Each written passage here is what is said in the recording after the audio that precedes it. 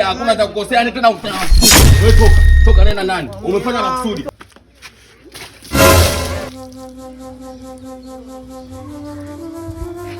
Nisamee kakaangu.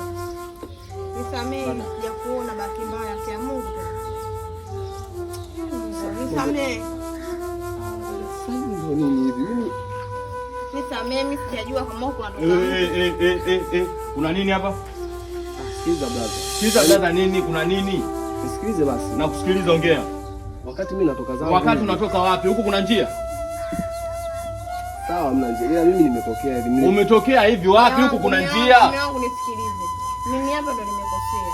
Bahati mbaya sikumuona nilikuwa. Sikia, hakuna cha kukosea, yani tena wewe toka nenda ndani. Umefanya makusudi. Hakuna cha kukosea, nenda ndani.